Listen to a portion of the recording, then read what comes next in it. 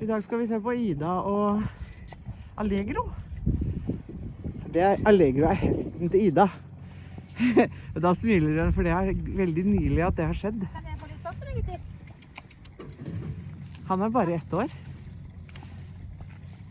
Og en ordentlig skranglekasse. Og har akkurat lært seg å bli leid og oppføre seg som en Han er ikke så vant til å få på seg grime. Så det trener vi på. Og ja, du øver på å ha grime i tillegg til den han har på seg? Ja. Det er vanskelig. Han vet at men nå skal jo jeg ha sånn mat, sier han. Så han må lære seg litt folkeskikk. Høre etter på hva mamma sier og sånn. Åh. Kom med noe maten da. Ta med nesa. Vi må ta på den.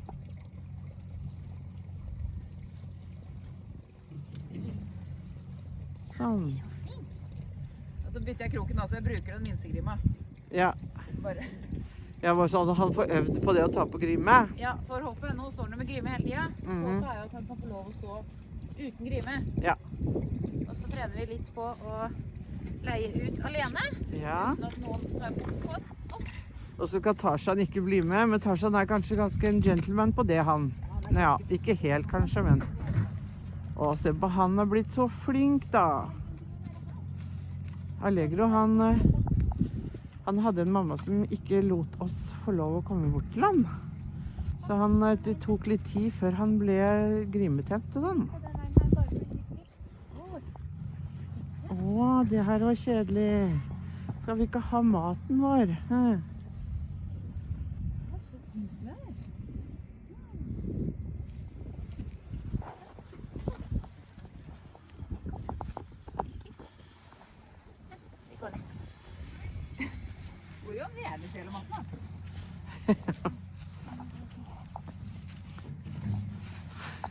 Gikk Orion og stjal litt av maten hans.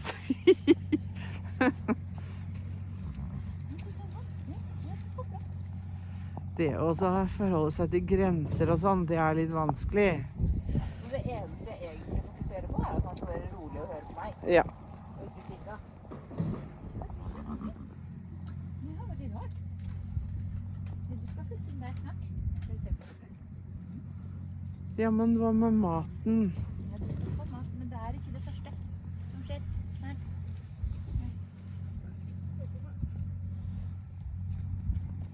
Ja, du er så flink. Sånn, vet du. Ja, så dyktig hest. Da.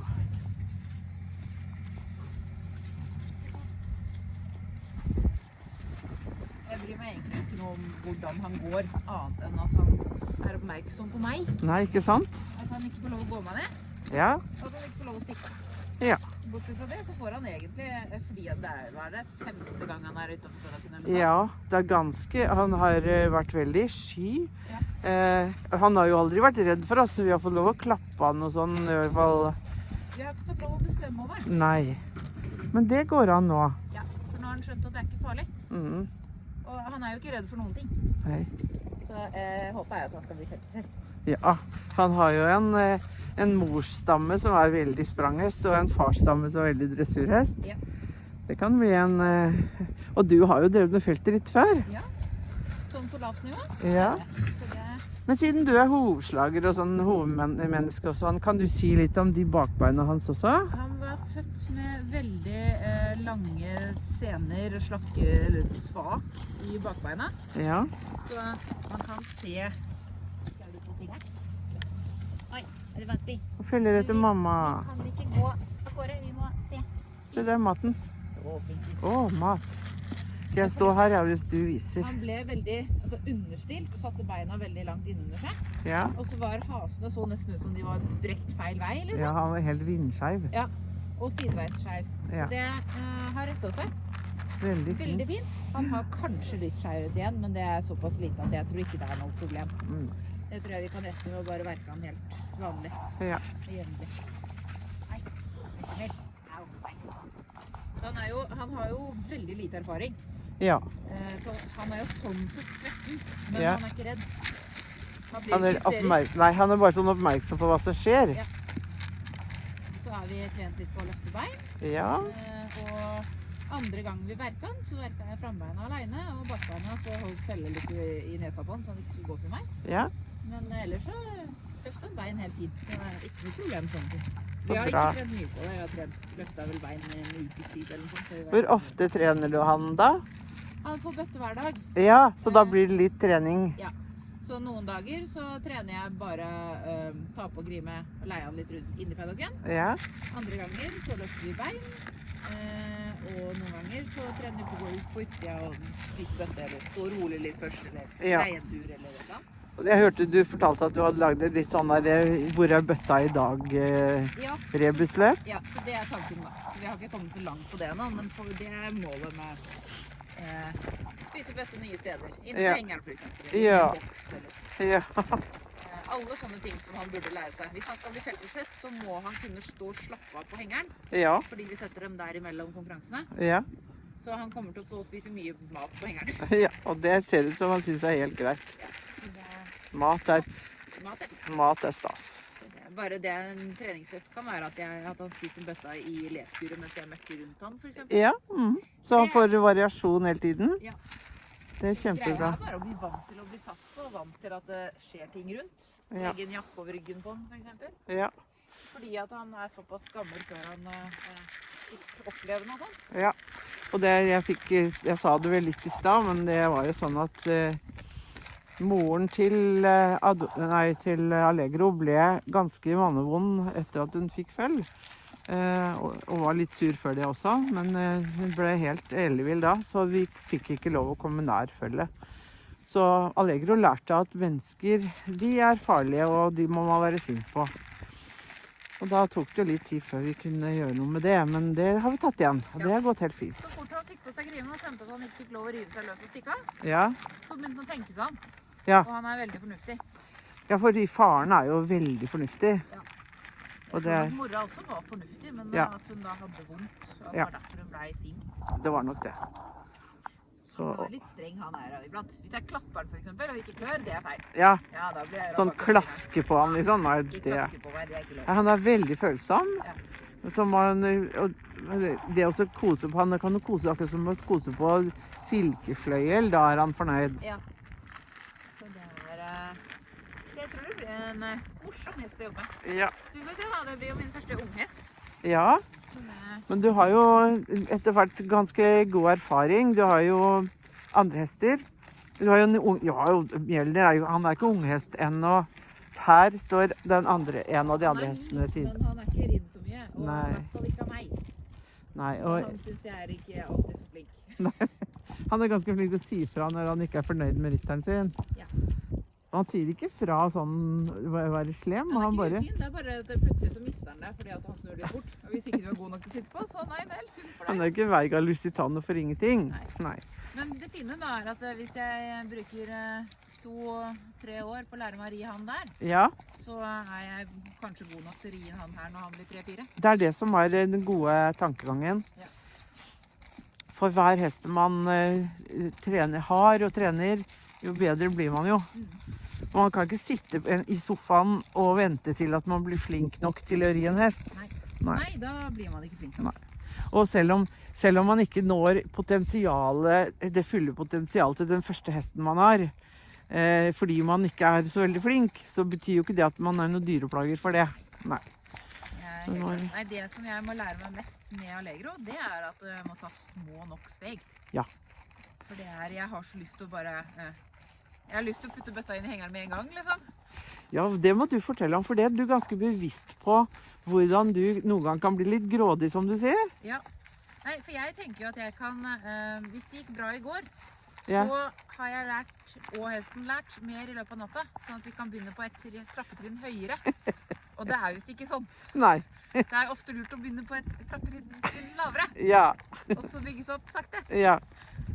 Så det er jo også en grunn til at jeg ville ha unghest, for da må jeg bruke tid. Ja. Fordi han kan begynne å sitte på når han er 3. Mm. Og da jeg må gjøre veldig mye med den før den tid. Og så er den veldig morsom å jobbe med da. Veldig søt. Og veldig sånn myk i væremåten sin. Ja, så det er Han er akkurat like snill som faren og uredd som mora. Så Ja. da blir det feltehest. Ja, og det blir så spennende. Og så blir den jo stor, og det er jo fint. Ja, for du er lang. Ja. Og det er en ting som jeg også har tenkt mye på, eller sett ofte, at mennesker som er høye, de må ha en stor hest, for ellers så blir bevegelsene ubehagelige. Ja. Er ikke det sant? Ja, for alle mine er jo egentlig for små for meg. Ja. Jøndar er 1,54, og Mjølner er vel noen det samme. Ja. Eisel er kanskje noen centimeter høyere, men han er jo ikke over 1,60 han heller. Fordi hestene har du til å ri sånn riddersport, og Ja. da skal jo hestene være i den størrelsen. Ja. Fordi alle hestene bør være omtrent like høye. Ja. Men feltritt, da må du ha en som har litt veivinnende galopp. Ja. Og det har denne her. Det har den. Ja. Så det blir veldig spennende å se. Ja. Så bra. Er det noe annet du har lyst til å fortelle om som dere jobber med, eller?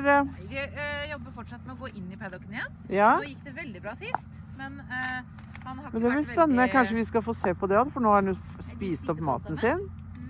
Skal du ha det som er i bånd, eller? Så jeg synes at dere er kjempeflinke nå til å øve på små ting som han kan føle mestring Ja, og det at han blir trygg på de små tinga. Ja. Og at han tyr til deg for at du er den trygge som viser han hele tiden. Hva som skal gjøres, og Ja. hva vi skal drive Og, med. og hvordan du kan løse. Hvis det kommer et problem, så har alltid Ida et løsning. Ja. Så vi ser oss litt rundt. Og årringer, altså. De årringer ser altså så kantete og rare ut når de er kommet i den alderen. Ja. Ja. Så bruker jeg også bevisst litt ekstra tid etter at han har spist ferdig, Ja. for at det ikke bare skal være Bare mat. bare mat og så Nei. inn igjen. Mm. For egentlig så er jeg ikke så glad i å gi dem bøtte, fordi at de Nei. blir litt vel matfokuserte. Ja. Men jeg kan bruke det fordi han trenger litt ekstra. Ja. Og så bruker jeg det for eksempel på henger, fordi at da kan jeg de får en motivasjon uten at jeg trenger å kontrollere den, for bøtta kan bare stå der, Ja. og så kan de velge selv om de vil gå inn eller ut. Ja. Og så blir det mer avslappet når de tygger. Ja. Det Det er er sånn. også en ting. Ja. Men jeg er ikke noe flink på det der med å bruke mat i treninga sånn bevisst, fordi jeg synes de blir for opphengt i det. Ja, du har jo litt erfaring også med det der å bli opphengt i å få ting. Altså Ja. sånn sukkeravhengighet og sånn. Så det Det er ikke så gøy, det. Det er ikke en bra ting. Jeg ønsker jo at han skal ha lyst til å være sammen med meg også, ikke Ja, bare den maten. Ikke bare maten. Nei. Da får du bare gå når du er klar, så skal vi følge etter, vi, med kamera. Jeg sier vi, for alle som ser på, de er jo med. Og nå humrer Tarzan, for nå kommer onkelbarna hans tilbake. Vi har liksom forskjellige onkler som passer på Allegro og er med og oppdrar han. Og når han bare er ordentlig grimtrent, sånn at han er lett å få grime på når vi skal hente han, så kommer han til å komme i flokken, og så kommer han til å kjenne alle de andre onklene. Og da blir det ikke farlig å være i en flokk. Nei, så vi får se når han får komme ut snart. Ja. Skal vi ta grima? Går det bra, tror du? Og det er så veldig treg, mamma. Men du, det går ikke fortere av at du maser. Nei, da tar du bare lenger tid. Så vet du. Flink du er. Ja, Sånn. ja, nå er du ferdig. Ja, du er helt løs. Ja, det er helt sant. Ikke mer godt. Sånn, det her blir veldig spennende å følge med på. Tusen takk for at vi fikk se. Ja, det er hyggelig.